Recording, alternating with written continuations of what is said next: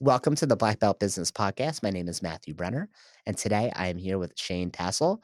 He is the owner of Champion Martial Arts out in Wisconsin. And you may have seen him in Facebook groups if you're in the martial arts industry or at MAIA events because he's been a longtime consultant for MAIA, the Martial Arts Industry Association. So, Shane, thanks for coming on here today. Thank you, Matthew. How you doing? I'm doing great. I'm excited to be with you I'm excited to be with you today because as a consultant for a long time, I feel like you've probably heard it all, right? Right. Like, what are people's excuses for running their martial arts business in terms of not being where they want to be? And I'm sure a lot of success stories as well. So, 100%. how long have you been doing consulting? Consulting's been, gosh, I want to say about 8 years now. Yeah. 8 years. Okay, cool. And was that your intention? Like, you opened up a martial arts school and you're like, all right, I'll open up a martial arts school and then I'll do consulting later, or is that just something that fell into your lap? No, it was, I don't know. It was never maybe it was never a conscious decision or like an end goal, right? It was kind of something that just had happened, over time. So, just kind of give you a backstory. So I started martial arts when I was 9 years old. Probably like a lot of us, we started when we were kids. I was started in the early '80s, right? The Karate Kid era, the whole deal. My mom actually, and my mom and dad gave me a martial art uniform. It was a Christmas gift under the tree, and so I started martial arts in the Korean martial arts, Taekwondo. And I remember when I started, I had said to my mom years later, I had said, "Why did you pick that school?" And this will give you an idea of how old I am, right? She goes, "Well, I looked in the yellow pages, and whoever had the biggest ad, like that's the school that I decided I wanted to sign me up with, right?" So no, I trained there for a lot of years, and then college came, and then that organization kind of broke up, and then I had the opportunity in college to, open a little on the satellite school at college. So I did that, and then decided college wasn't for me. Went to 2 years of college, and said, "Hey, it's not for me." And I remember my high school English teacher had said, I was somehow I ended up in an honors English class, which I was not a good student, so I don't know how that Mhm. happened. But he said we're going to write a lot of papers, and he said, um, and I Oh, remember joy. thinking, like, oh man, we're going to write Yeah. papers. But he said, this is Great. what he said to me: if you write a paper about something that you know about and care about, you'll write an A paper every time. And I thought, well, man, if he's telling me the truth, if I just write about martial arts, I'll ace this class. Well, sure enough, that's what happened, right? So when I quit school, you talk about mentors and things. I didn't know what I was going to do, right? I just knew I hated college, didn't want to do it. And then I thought, well, geez, if I do something I know about and care about, maybe I'll do an okay job at that. And so that's when I started my first martial arts school. And so going down and we can come back to some of that story, but as I was going through, I opened my first school when I was 20, and I remember thinking to myself, I'm gonna on purpose, I'm gonna make every mistake possible so that I know that, and I've got time to recover because I'm young, but I want to make sure that I've done it all.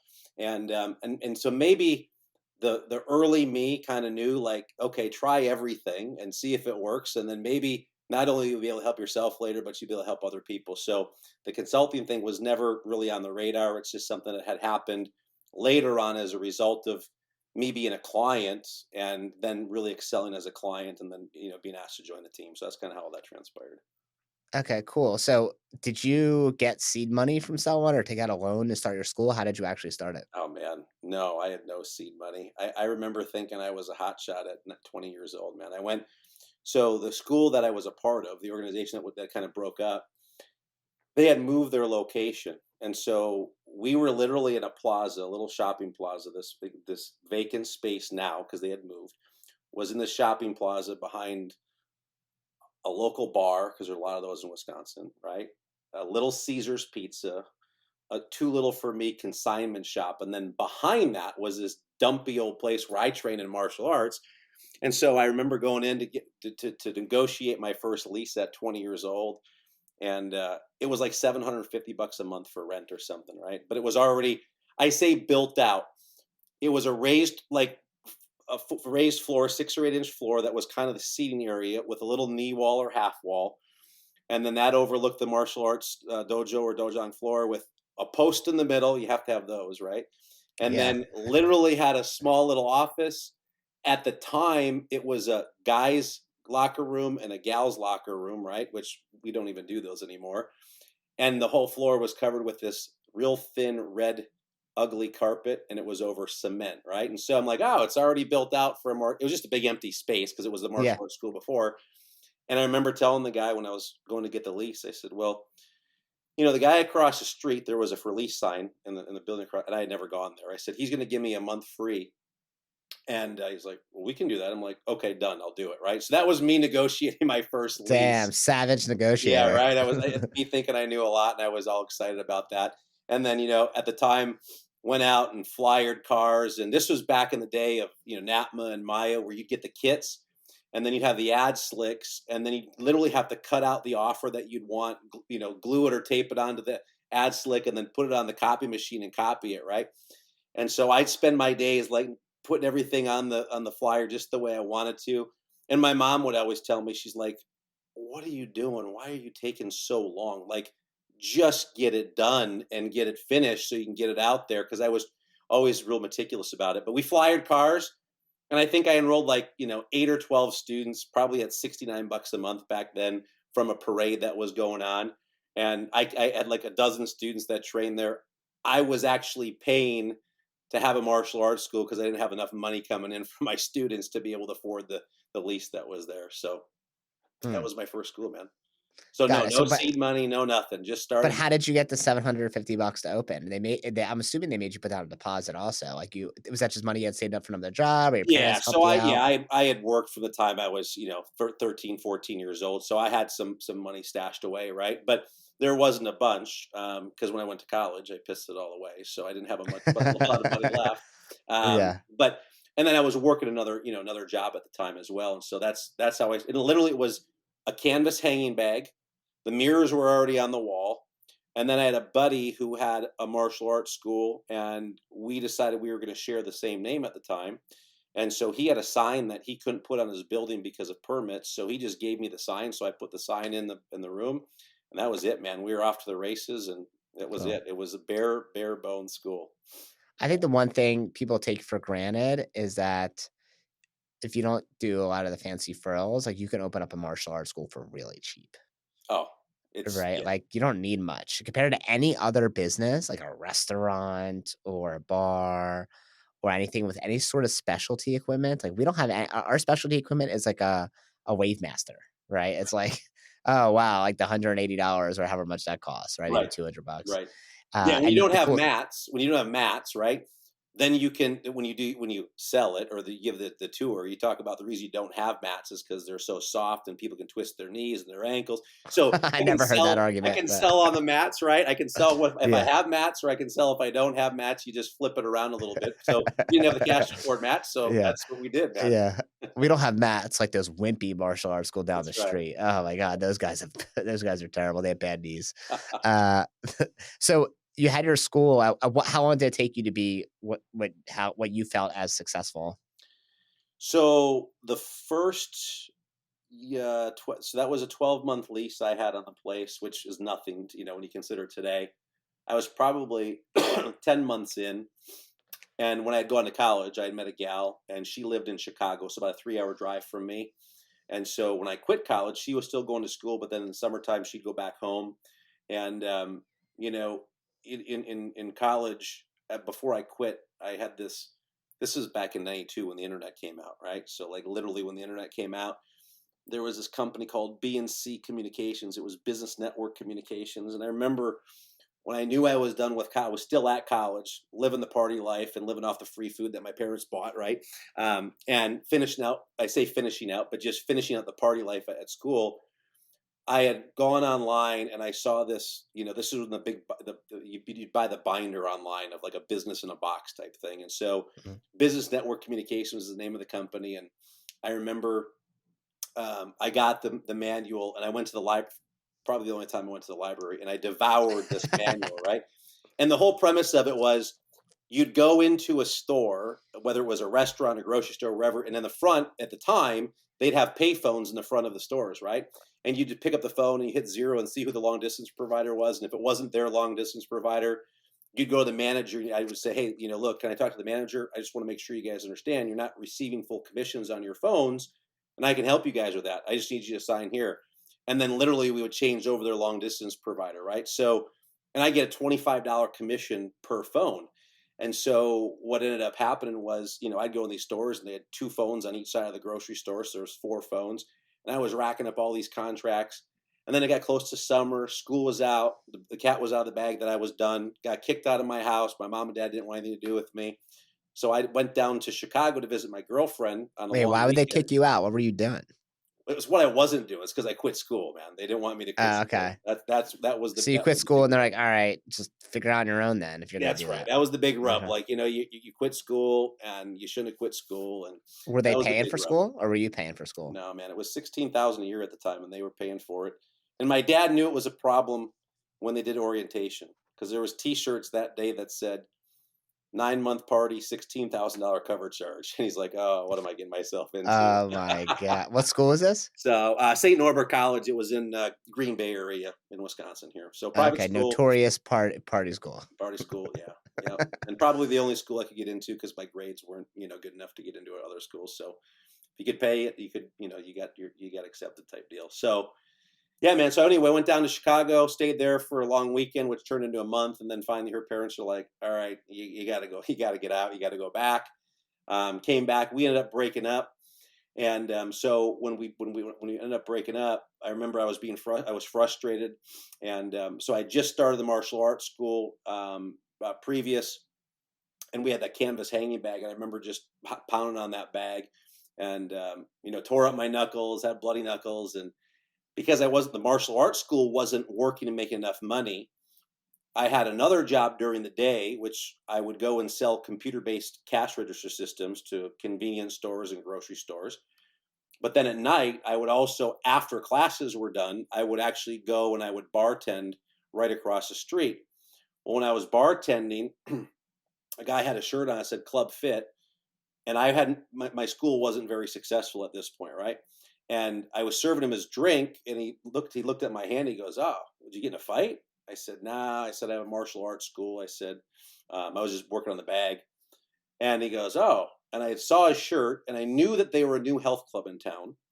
And so I went back and I started making his drink. And by the time I got back to give him his drink, I said, this is a bullshit line. I'm like, "I've been meaning to come out and talk to you guys." I said, "I'd love to take our martial arts program and put it inside, the health club in your aerobics room." Now, I didn't even know if they had an aerobics room, to be honest. I never even been to the club.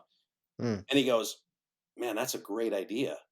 And so he's like, "Why don't we meet on Monday?" This was a Friday or Saturday, right? So we met on Monday, and we moved the martial arts school over, and then he brought me on and started to teach me on how to help sell health club memberships. So I'd sell health club memberships during the day, and then at nighttime I'd do my martial art program. And it gave me so much more exposure to people because there were so many people. They had a daycare there as well. So I'd go in the daycare and teach little lessons and pull kids out and get parents to sign their kids up. So when I was there, we probably got to 120 students. And at that time, I was single, probably doing 15 grand a month. And, my expenses were extremely low. And that's probably the time that I thought, like, man, I arrived. Like, this is the cat's ass, right? Things were great. Yeah, I feel like I've never felt more rich than, my first. I think the first year I made, not the first year I made this amount, but the first year I made six figures, I think it was like 115K or something. It was, I think, my third year of business and like, personal income I made. And I remember I've never, even though I, make a lot more than that now, like I've never felt more rich than then. Never. Right. All relative, As like right? that At that first one. age, Yeah. no Yeah, exactly. I was like responsibility. 24 and like it was just like the greatest thing in the world. Yeah, Right. There's like nothing better. 100%. And, I taught little kids karate. It's like, it's not that, I mean, it's a hard, it's not like it's easy business, but like, I didn't have some like professional degree. Right.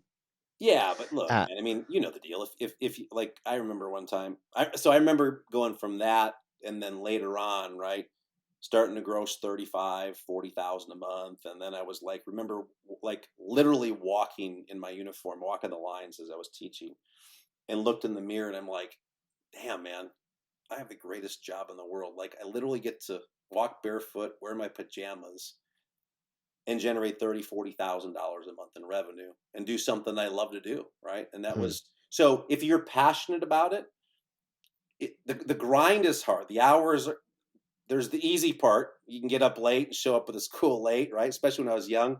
man, it was nice showing up at 3:55 for a 4 o'clock class and getting there Oh my 5 minutes god. before, right? Yeah. There's that part of it. But I think overall, it's if you're passionate about it, and people, the old cliche, right? People don't care how much you know till they know how much you care. But it is very true. And when you're passionate about it, it does come easy, and it's a fun time, man. The hours as I got older, the hours got to be a lot longer, and it's a lot of time on the floor at night, and it's a lot of grind. Yeah. I mean, Some listen, good eating days, dinner at 9 o'clock at night or 9:30 or 10 o'clock. right? I feel like when you're young, it's fine, but then as you get older, it's like, I don't know if I want to be, eating dinner at 9:30, 10, Right, right on. waking up late every day. So at what point did you decide to open up number two, and how did that happen? So this was all pretty much just me, and really not much of a staff. So I was at the health club. Um, you know, the health club was going under. My folks had a chain of 5 grocery stores. So your martial arts program at the club just destroyed it. So yeah, right, pretty You're much. So he was opening units way too fast, and he was spending company money and embezzling money, which we came to learn later. But Mm. he knew my folks were in the grocery industry, and they had done very well for themselves. And so he had approached me. He's like, "Man, we're really in a bloodbath right now, and we could use some help." And so somehow convinced my dad to come in, have a conversation, and unbeknownst to me until later on, my dad gave the guy like 150 grand to help him with his business, which Oh my god. lasted maybe another 9 or 10 months, and then he just disappeared, and the money disappeared with him. I'm like, Dad, do you know what I could have done with 150 grand in martial arts school? Like, Yeah. if you want to keep the health club so you could keep my martial arts school alive, you should just give me the 150 grand, man. Could have Yeah. done better things. So they literally, I remember they were coming to move equipment out. They hadn't paid the light bill. Lights were off. And this is when you get creative in your martial art class where you do like a ninja workout, right? Because we had zero light other than what was coming through that front window. And we were 2 doors down was a dress. This is the best part, a dress rental place. And her daughter trained with me, but they were going out of business. And so we called the landlord. We took over that dress rental location, which at the time was, I think, 1,684 square feet, small, small. But the best part was all that, we moved down to that location, did all the demo, got the stuff, got things going. And now I actually had some money. So we had mats and we had all the things, right? But, dads would walk into it, but I didn't have enough money to buy new channel letters. So out of dress rentals, I was able to, save all the letters that would help to make karate and then only buy the other ones that I needed to put up. But the dads would walk into this place and like, can we please get that sign changed? He's like, the dads would always say, because we're tired of walking into a dress rental place every time we bring our kids to karate class. Yeah. So we went there, and that's when we started doing the fitness kickboxing rage was real big back then. Taibo and UBC program and all that stuff. So then I had saw a gal that I hadn't seen for a while and reconnected with her. She was a big fitness gal, so I brought her in. We started doing fitness kickboxing in the morning, 5 a.m., 6 a.m., 7 a.m., 9 a.m. classes. I was doing martial arts at night, and things were going well. Had staff, and things were going great. And then they came in. Her and like 2 coaches came in on a Friday or Saturday and say, "Just so you know, we're done." They contacted all of our people. I think we had about 110 people in that program at the time. They moved them all to a different location, right? And people say, "Wow, what about non-compete?" Yeah, none of that shit really matters at the end of the day. Yeah. So they ripped Wait, that so program this apart. was your student that just stole all your students? This was not a student. They were an employee. They were someone I knew outside the business to bring in to run that fitness kickboxing program, right? Mm. And so that destroyed that. Um, and that location happened to be next to a Wells Fargo bank. So is that part of your martial arts school? Or is that separate? That Like, was part of did the your martial arts school. So those so your classes were 5 a.m. in the morning till 9 a.m. And then we taught our martial art classes at night, right? So did your revenue take a nosedive after that, or it didn't really matter because it wasn't the martial arts revenue? I tried to preserve as much as I could. So while this is happening, these are the shitstorms that happen, right? While this is happening, the landlord, when I negotiated the deal with the landlord, he's like, "Yeah, just go in there and we'll figure out rent later on." Well, dude, like 13 Figure months out had rent. passed, and Yeah, we didn't pay anything for rent. It was like amazing, right? yeah. Well, Wells Fargo Bank was next door to us, and these shopping center walls are so thin. and we had bought the Focus Masters. Do you remember those that you connect to the wall? You can connect them to the wall. They come off the wall, and then you have attachments for them.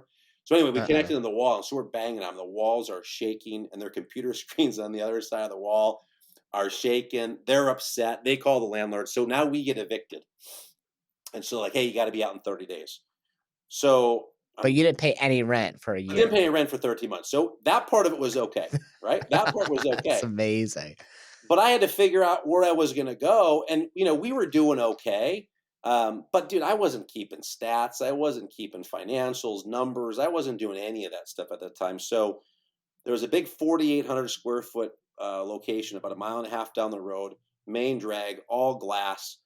And I remember it was $4,800 a month for rent. And I had a fishing trip coming up going to Canada, and I didn't want to miss the fishing trip. So I went and I created a bogus like projection sheet, financial projection for 5 years, and I gave it to the landlord because they wanted to see something, and it was $4,800 a month for rent, and I'm like 24 years old at the time, right? That's all. That was a lot of money back then, man. 4,800 bucks a month for rent for me was a lot, especially in this town, and it was way too much square footage. So I was going to take half. So this was happening in the process. Half of it was going to be martial arts school. The other half was going to be for fitness kickboxing. Well, they came in, dropped the information on me. We had signed that lease, 5-year lease. Now I had 4,800 square feet. I tried to save as many people in the fitness kickboxing as possible, but you know the deal when you're a one person operation. So my ass was up at 4:30 in the morning, going to the school, teaching 5 o'clock, 6 o'clock, 7 o'clock, 9 o'clock fitness kickboxing, go home, sleep, come back, teach nighttime classes. And I think I maybe saved 15 or 20 of the people. But after about 2 months, I finally just tapped out. I said, ladies, I appreciate your loyalty, but I can't do it anymore. We're done. And I just shut that part of the business down. And then we literally operated out of one side of that martial arts school for years, man, for a few years. So, and then I started hiring more staff and employees on the martial arts side. And then that's where things started to get, a little bit better. And that's where I first dabbled in outside consulting programs and getting different ideas and what we could do. And, I did a program that the big thing with the program back then was cash outs, and you cash everybody out. And I was a damn good student, man. We cashed out like 92% of our student base. And times were good. But again, as a young kid, I didn't have the discipline, and I was living off tomorrow's dollars today, spending all the money, didn't know how to recruit to replace the billing.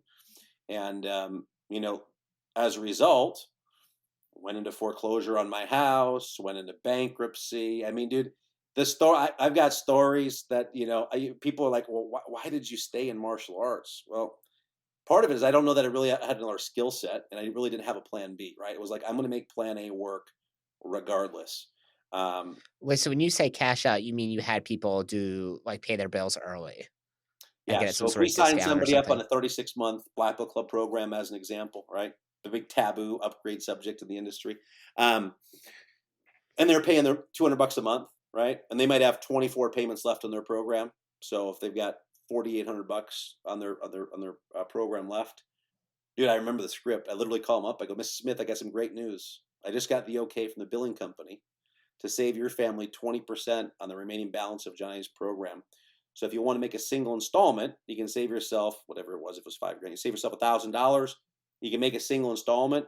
If you want to bring a check in, or I'll tell you what, if you want to make it convenient for both of us, I can go ahead and take card number over the phone. Do you want to use a credit card? Or do you want to pay by check?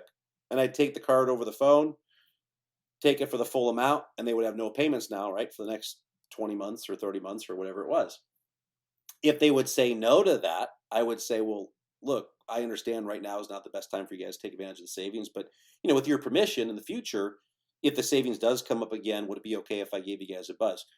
Yeah, no problem. Well, this was happening on a monthly basis because the problem, there's a difference between paid in fulls and and cash outs, right? A paid in full is when someone comes into your school and you offer them, 4 or 5 different ways that they can pay for the program. So everyone pays the same amount, but they all pay differently based on how they pay.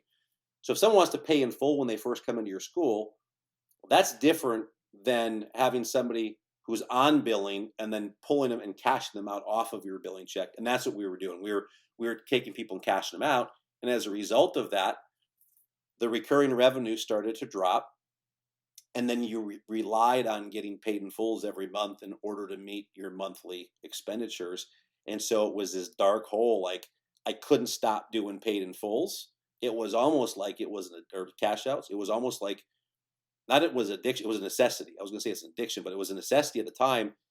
And then slowly I had to start to balance where I'd only offer it to some people and get the rest of the people on billing, so I could manage to get myself and crawl back out of that hole. And so it was after that where I went to a MAIA Super Show, and I was there. Now remember I hired employees for the martial arts side of things, and I wasn't a business guy, and I was using QuickBooks for everything, and so I do payroll on QuickBooks. Well, the old time on QuickBooks, you'd have to look at the tax rate and you take off their 940, 941 taxes off their payroll and you cut them the net check. Well, then you're supposed to send over your 940, 941 payments to the IRS, and I didn't do that.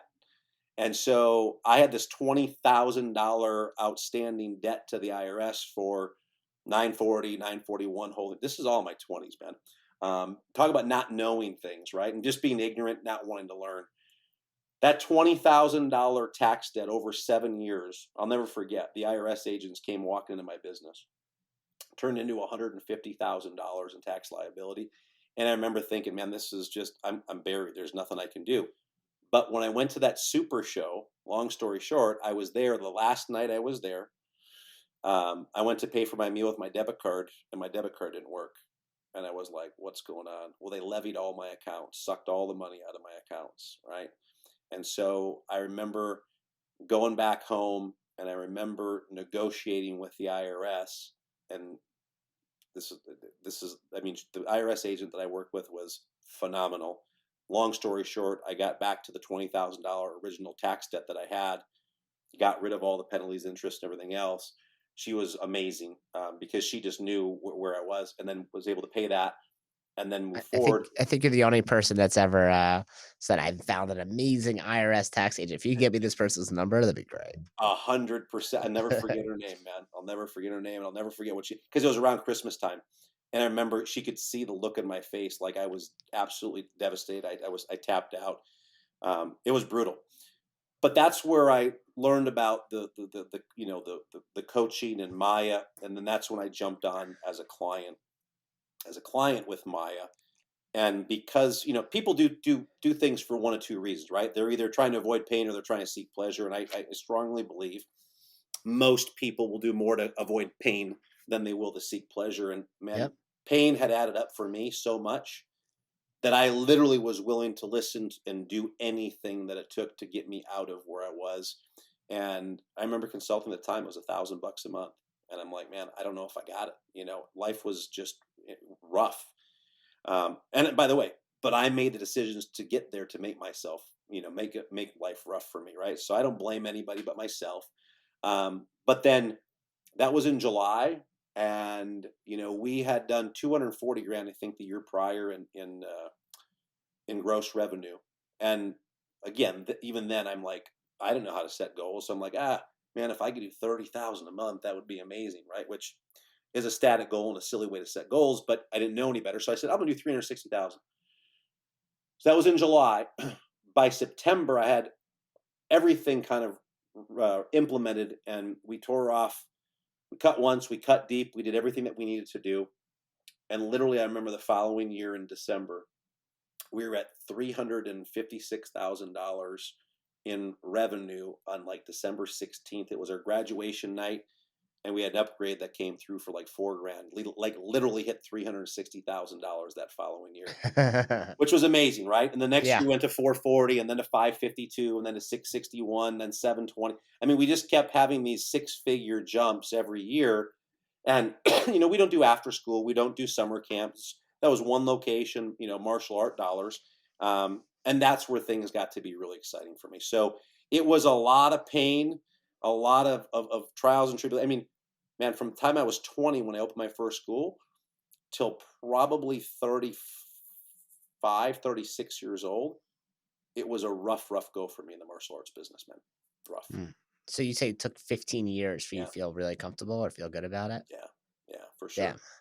Yeah. So at what point did you end up deciding to open up a second location? So the second location was when our first school hit 660,000 or whatever it was that year.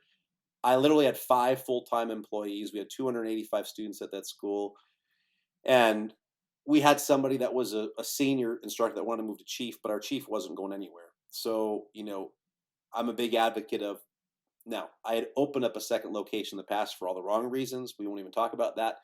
But I'm a big advocate now. You don't open a second location um, for ego. You don't open a second location for more money or for more time. You open a second location to provide opportunities for your staff and for your juniors, Yeah. right? And so that's Yep. that's the reason why I did it, was because I wanted to give this other guy an opportunity. Um, and so, we took that power team, we split them apart, and we opened the second location. Um, and that was back in, well, that was 7 years ago. Yeah, 7 years ago. So whenever that was, so Okay, 16, cool. 2016. And then did the second location gangbusters like the first one because you already knew all the systems, or was it a slow burn? Second location started off really, really strong. Um, but then, here's what you gotta know, right? Like if you're gonna open up a second unit, and these are things you come to learn, you always gotta prepare and feel like, okay, well, what if you lose 2 key staff members in the next 6 months? Are you gonna be okay?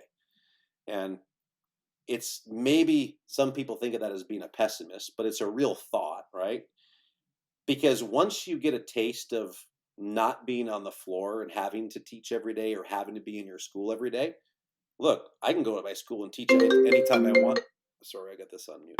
Anytime I want to, but it's interesting. There's not many times I want to go do it, but I certainly can. I love working with the black belts on occasion and doing things like that. Um, but I just don't. I love my life, and I love the freedom and flexibility that being a martial art business owner gives me. So you got to be mindful about some of these things. And sure enough, we actually hired somebody. And now looking back over the years, this person was very toxic, and we started losing key staff members one by one.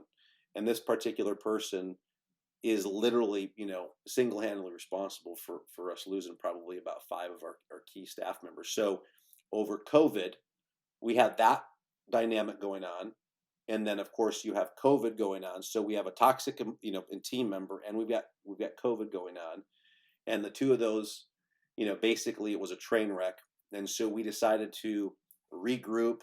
We were on a skeleton crew, so we regrouped back into one location, got all of our team there, and we rebuilt that. And now, we've got a great team. And when we're ready, and when we have team members that are ready, we'll pop up in another location that side of town. That was just a business decision for me. And quite frankly, it was because if one of those chief instructors decided they wanted to go do something else or something happened, I'd be on the floor every day teaching.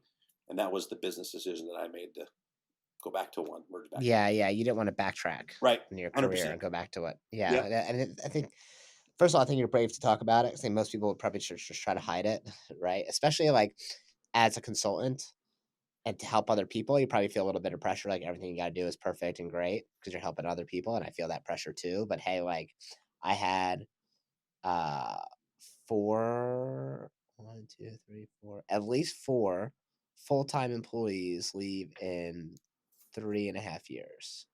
So, Yeah. I would hire and then rehire and then rehire. And 2 of them left because of COVID. They had a small child. And they're like, we don't want to be here. Um, and then the other two like weren't necessarily great fits anyway, but like, lasted for a little while. But like, if there's that much turnover, school doesn't do well. Right. Right? It's, like, only getting worse, and it's, like, it's easy to have momentum in a positive direction, or it's easier to build momentum in a positive direction than to stop a train going downhill and then move it in a positive direction, right? 100%. So now, now I'm going through that with one of the locations is like, okay, well, we've had so much turnover, had so many people leave. How are we gonna turn this train around? Right. And it's freaking hard. It's way harder now than it was building it up originally. That's right. They get attached to your key people, right? And that's part Yeah. of that's the hard part with this industry is, you know, and then trying to find people. I mean, some people are in pockets, in your area. I'm not saying it's easy, right? Because it's not.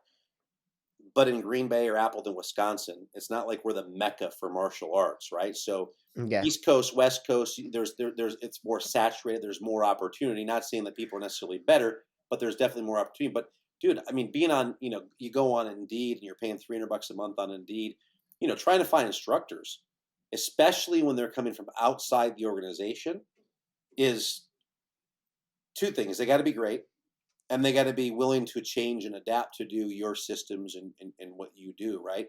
It's extreme. Program directors are much easier to find and get hired and get trained in, but instructors, I say this to people all the time, I sound like a client because the clients will say, well, my town's different or this whatever, right?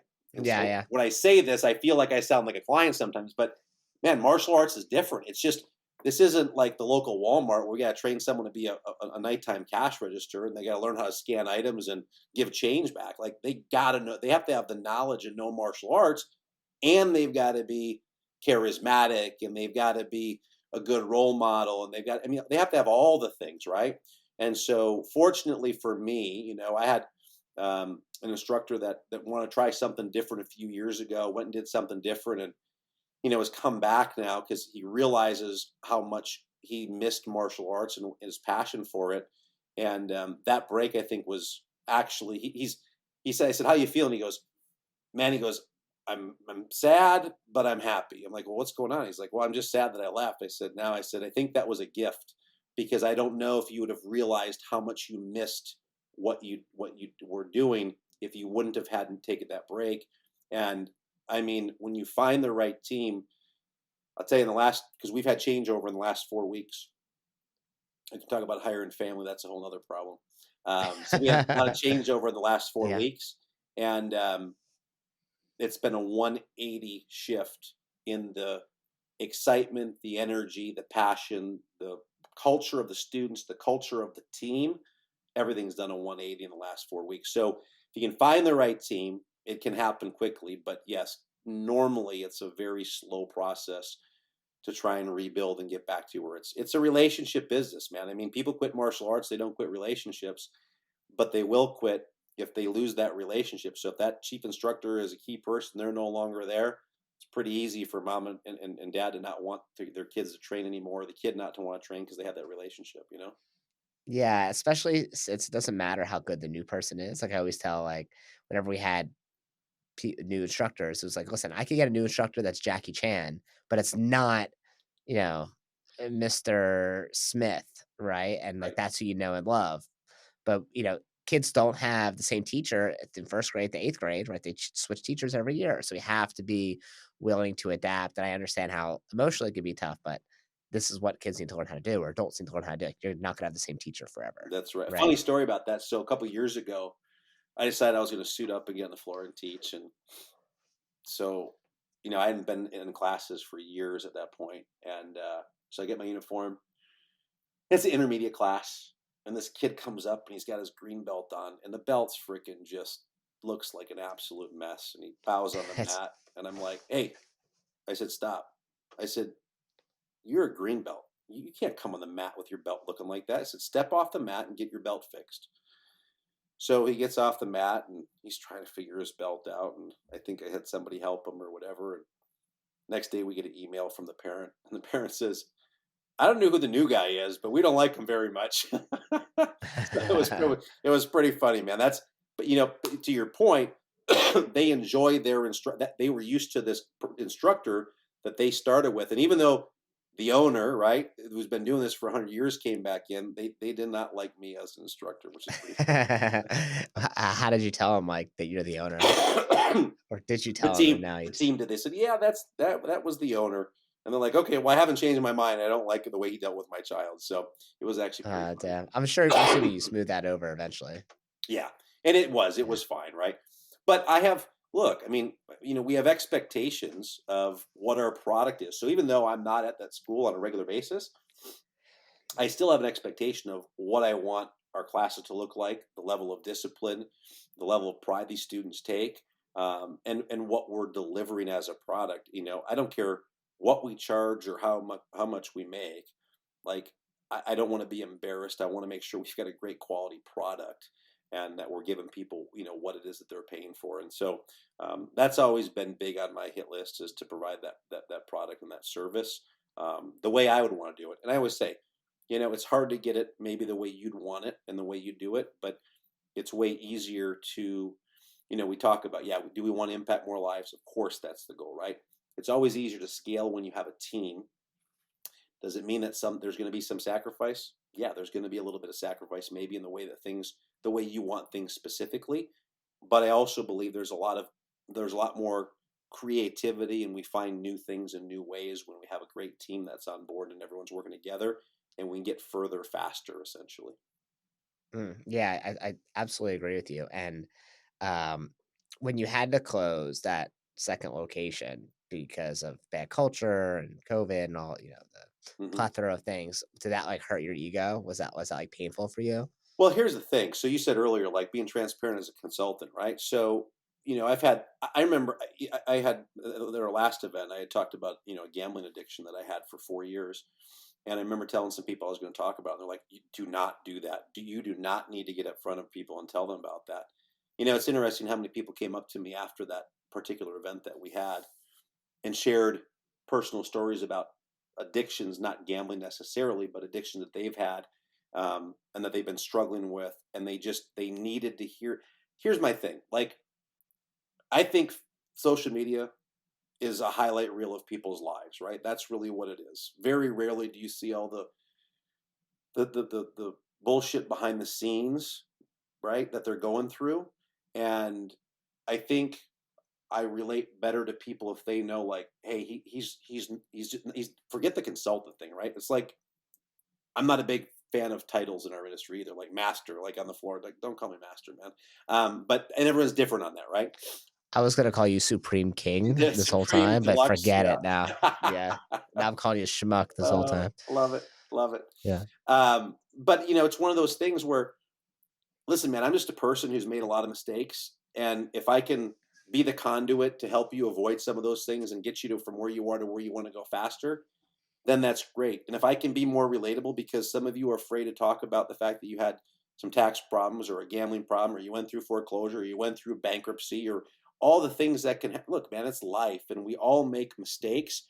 And if I can be more relatable, then I certainly will be. So, was it hard to close a second location? Yes. And the reason it was hard, not from an ego standpoint, necessarily, um, but more from the consulting side of things. Like, well, what will the clients think, right? Like, he can't operate two schools. And it wasn't about not being able to operate. It was just about, look, it was a business decision. We always say, business is hard. There's certain decisions in this business, in any business, that are very difficult to make. Could I have kept it open? Yeah. Could I put on the facade that we have two schools and everybody think everything's fine? Of course, nobody would know the wiser, but it wasn't the right business decision, and that's got to be what's first and foremost. So when somebody else is in a situation where they're struggling and we've got to make a tough business decision, I can use that as a lesson for them. Like, You look, can it'd have been relate. way easier to keep both schools open and have this facade and this image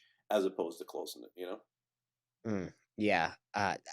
That's really insightful. And I feel like every time I've shared something personally that has been tough for me, even though I'm nervous about it, I'm extremely nervous, even though later in my head, I'm like, "Oh my god, I should go delete that. I should go delete everything. I should delete it all. I don't want anyone to see it. Like, what am I saying?" Whenever I share something like that, mistakes I made, it only makes people closer to me and only makes me feel better about it. Like, there'll be times where I'm paranoid, like, "God damn, why did I do that?"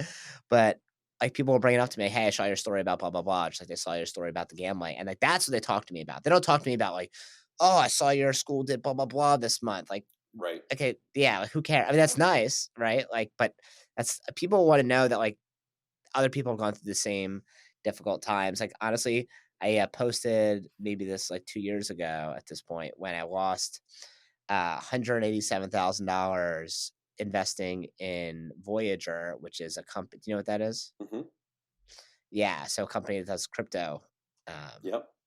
and, they went bankrupt overnight, and, I had $187,000 in that account, which was, like, a year of profit right? Like this is after-tax money, right? So that's really like 250K and like gone overnight. And it's like, and it wasn't like crypto went down. If crypto went down, then like that's a risk I take, right? This Right. is like Gone. a publicly trading company going bankrupt that was sponsored by, the biggest they were on like NASCAR, right? And like it was run by the guy who ran E-Trade, It'd be like right? It's not some Coinbase like right now going under. yeah, exactly, Yeah. exactly. And I actually so I ended up getting some of the money back, ended up getting 30% back, Okay. which was like finding money. Like, I couldn't even believe it. Like this is a year and a half later. I have to go through the bankruptcy proceedings.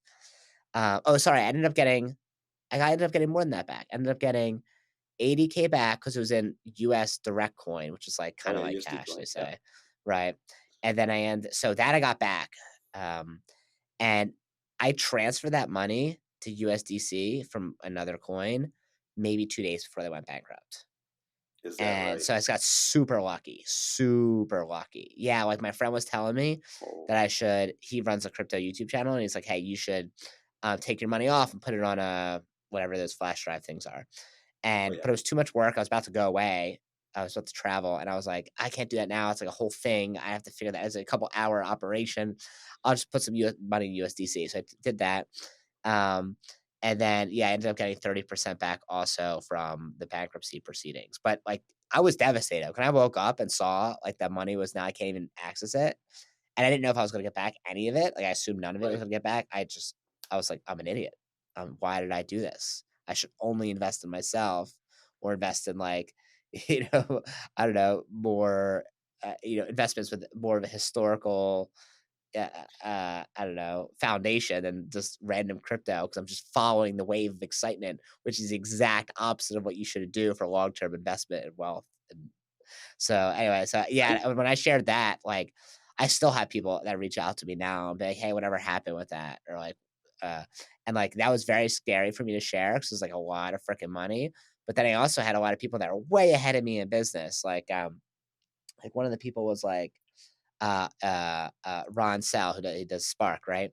So he was like, "Hey man, like congratulations." Like, "What do you mean congratulations?" He's like, "Well, one time I made one coding error with our software, was it five hundred and thousand dollar error or whatever? yeah, yeah, Saw that one. $500,000. It was a coding error, and I was like, damn, like, all right, I appreciate that, and like now I won't make that same mistake. So I gotta live it the hard way, right? But you can share the things that aren't working, like just like I just shared. Hey, like one of my schools that's so much turnover, it's going the wrong direction for a while. It's like, how do I turn that train around? I feel like Right. I'm doing everything I need to do or have to do, but it still takes time. It still takes time to have a culture shift. It's hard. It's freaking hard. It is, man. Um, what's your least favorite part about consulting? What part do you not like?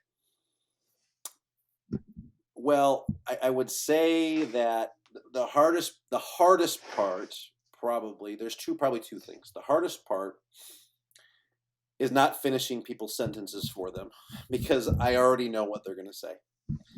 But in all fairness, I need to listen to their story because everybody has Yep. their story, right? And I just want to dive in and just like roll the sleeves up and let's just go. Let me help. Let's get it done, right? I don't need to listen to the 30-minute story. I already know everyone's got baggage. We got like, let's just go. Um, and then probably the other most difficult part with consulting are the clients that say that they're ready to make changes and they want to do it and they're ass draggers and they don't do anything. And it's the same call over and over, or it's excuses, and we're just not getting things done because doing this now for a period of time and literally, I've had probably over 200 clients now, right, over the years. I know that the people that take action get massive results with what we do, right? And so I get so frustrated when somebody doesn't want to listen. I just want to shake them and be like, dude, you don't know what's on the other side of you saying no. Like I do. Not because I'm so smart. I've just seen it hundreds of times before and I know what's ahead. Like you just need to have some faith and some blind trust and understand the process and the system and follow it and do it, and you'll be amazed at what happens. But and we see this happen a lot with clients that are desperate. Like I remember I had a client that came to the Super Show and he was grossing $5,500 a month. That was back in 2016. He was one of my first clients, as a matter of fact, and still with me today. And now that school does $1.2 million a year. Right here we are, Wow. 7 years later. Phenomenal, phenomenal people, great people, action takers. Right. And then sometimes I have people that are coming to me and they're doing 50, 60,000 a month in their school and they're already doing a great job. Like I say, listen, congratulations. I mean, it's not easy for people to get to 50, 60 grand a month in one location and you figured it out. But they're oftentimes the ones that are the most apprehensive to change things because they feel like they have so much more to lose. So they Mhm. want to protect that 50K a month they're bringing in, even though I know I can get them to 80K a month in the next 90 to 120 days. They don't want to make those leaps because they feel like they just don't want this 50 or 60,000 a month to fall apart. So that's probably the hardest thing, man, is just not finishing people's stories for them, and then clients that don't execute and don't take action. Those are the two hardest ones. Yeah, honestly, I feel the same way, especially about number 2. Number 1, I feel like I developed, like, pretty good listening skills through being a program director at the school myself for many Right, years, right, especially you hear the same stories from parents over and over again, and right, you just wanna interrupt, and, like, I've interrupted many times, and then I've had other instructors say, "Matt, shut the F up. Like, just let them continue." And I'm like, "Oh, you're right." So I feel like I've gotten pretty good at that. yeah, Um but the other part, yeah, just not listening to advice. It's like, "Hey, you paid me to be here." And it's like, we talked about this week after week after week. And I promise you, if you do it, I know you're gonna see the result, but you need to do it. And like one of the things I started doing is I stopped accepting clients who had another job. Like if they had working another job, like martial arts is not their main job. I just found that those people, like it's just hard for them to really get to where they want to go. You can get to a certain level of success doing right, that. But right. like unless you go all in, it's really hard to get to where you wanna go. It is, Um, man. Yeah, and don't be, and this is the other one, like, don't be on the phone at freaking Home Depot while you're on a client call. Like, be present, be in front of your notebook, taking notes, be engaged, be involved, because time is valuable for all of us. And if you're not going to take the call seriously, then let's schedule for a different yeah, time. exactly. If you're in your car or something, like, get out of here. Yeah, No, like, let's be in front of a computer with a notepad. Let's do this. right on. But I do enjoy and honestly, like, I think I feel a little bit differently than you. The ones that are doing well, let's say their school's already doing over 30K a month or something. It's the bare minimum. Like, they're already doing 30, 40, 50. I like talking to those people a little bit more, I would say, because yes, it takes more to get them to the next level, right? 'Cause but they're already pretty smart, and they've already shown Right, that they can grow a business, which is freaking hard. right. So I generally enjoy those a little bit more because they just kinda, like, get it, right? They're probably a little bit more slow moving with implementing because 'cause they're so stuck in their ways, but I've noticed that the people that do really well talk about all the things they're doing wrong, and the people that are doing most of the things wrong always talk about all the things they're doing great. And Yeah, it's like, so do you get the same thing? Where it's like interesting. it's like Yeah, that's a great point. yeah, That's a great. And to your point, like if I say this like at the Super Show. I use the Super Show just as an example, but because where we just have a lot of FaceTime with people, right? But if someone come up to me and like, hey, we have 80 students, we've been open for 20 years, and we're doing $8,000 a month. Okay. Or if I have someone who has 200 students, they've been open for 20 years, and they're doing 25,000 a month. I would way rather have person number two. There's something wrong with person number one where they've been open for 20 years. They only have 80 students, and there's definitely a challenge, and that person is way harder to grow and takes more time, effort, and energy. I think to get through mindset problems, not because they're harder to grow, but they've got a thick skull for some reason. And it's just hard to get yeah, through to them. But yeah, people that I see, kind of the sweet spot for me is I look at people if they have $150 student value or less in their school and they've got 150 plus students, they're super easy for us to leverage up and get to the next level. But it's those people I say that start off at 50, 60, 70,000 a month that are already doing that consistently in their schools that sometimes are just not all of them because we've had like I had a guy came in they were doing 900,000 a year in their school. They're on track for 1.6 this year. So, wow, they're doing phenomenal in their school, right? And he came on to get help when he was doing 900 grand a year in his school, right? But they right, were there again, they took action. But in specifically it's I'm gonna throw a stone, but it's specifically more of the MMA and BJJ schools that are successful at 50, 60 grand a month, that have a little bit, not all of them, right? But the handful that I have of those students, that are clients that don't want to do it, there's a handful of them that happen to be in the BJJ and MMA world. Um, but it's true across the board for everybody. So it's just an interesting perception that we see. But then sometimes we have breakthroughs. I had a client the other day said, "Okay, I'm all in," and I've been working with them for 3 months. And I said, "Who is this?" And he responds with his name. I'm like, "No, that was a joke. Like, I know it's you, but what have you done with the other guy? Where is he that didn't want to make any changes?" I said, "This is awesome. Let's move forward. Let's get it done." But it's Yeah. very rewarding. That's the thing, man, right? Like, regardless, and the cool part about consulting, you probably do the same thing, but we do a flat rate, right? So I have no horse in the race. Whether you make an extra 1,000 a month or an extra 20,000 a month, it doesn't matter to me, right? I don't get paid any differently on how much you make, and so I just genuinely love helping people grow. I love seeing their excitement. And look, at the end of the day, I mean, when you make people money, they love you, right? And that's Yep. that's a fun place to be as well. Yeah, nothing better than getting a text like, "This Yeah, month we did blah, blah, blah, blah, blah." You know, right. screenshot, it makes your whole fricking day. That's right. That's right. Exact opposite feeling when you get a text from a student that's quitting or something. Yes, 100%. Um, so thank you so much for being on here, and I wanna know, just quick question, like, last one, if you had to pick one book that was the most instrumental for you in your career, what would you choose? Yeah, that's tough. Do you stump people with this question a lot? Because there's a lot of good ones, man. Only you, everyone else knew right Everyone away. else You're a little knew slow. right away. Yeah, Yeah, that's yeah, because I don't read, man, so I can't give you a good one. yeah. This No, this is what happens when you drop out of college. that's right. I mean, just because it was early on, and I did a lot of Tony Robbins stuff, and I did a lot of Zig Ziglar stuff early on, but I remember, I think, really understand the difference about business, and there's a ton of them. But I'm gonna say cash flow quadrant, just because for me, in my mind, it really helped me to identify where I wanted to be. As far as, do I want to be an employee or self-employed or own a business or be an investor? So that idea of moving from that left column over to the right column, um, there's I think a lot of better ones, but I think because it was early on for me when I was in my 20s, and it made sense to me, and it kind of paved the way for knowing what I wanted to accomplish. Very cool. Yeah, I haven't read that one, so thanks for the recommendation. If you're listening to this and you wanna find Shane, how do you find you? Yeah, I mean, if people want to jump on, they can jump on Facebook. It's just Shane Tossel. You'll find me on Facebook. It's probably the easiest way. Otherwise, my cell's 920-450-5425. If they want to Damn, give throwing me a out the cell buzz, phone they number. can give me a Yeah, buzz. you're getting spam like That's crazy. right. Forget it. I I'm an put your open number book, on man. Craigslist. I'm an open book. If anyone wants to call, chat.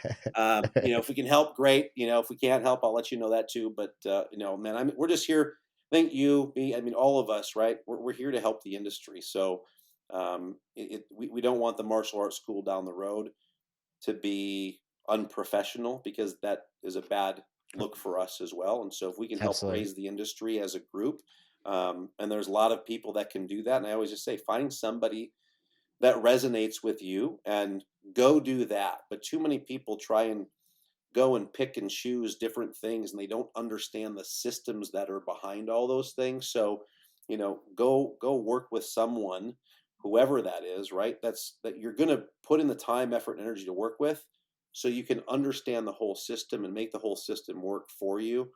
I've heard in the past, it's like a buffet, take a little here, take a little there, but it just doesn't operate well. It's like taking a engine from a Ford with a chassis from a Chevy and trying to put the doors of a Tesla on it. It doesn't work, right? You got to have the same system, and yes, it's always important to learn and grow, but I think too many people are too quick to implement and execute, not knowing this one thing and all the other things that happen behind that one thing in that system. Yeah, So yeah. Yeah, too many chefs could ruin the soup, yeah, right? 100%. Cool. Thank you so much for being on here. If you have any questions, you can reach me on Instagram at blackbeltbrenner1, or you can email me, Matthew at wdojo.com. Thank you for listening. Bye, guys.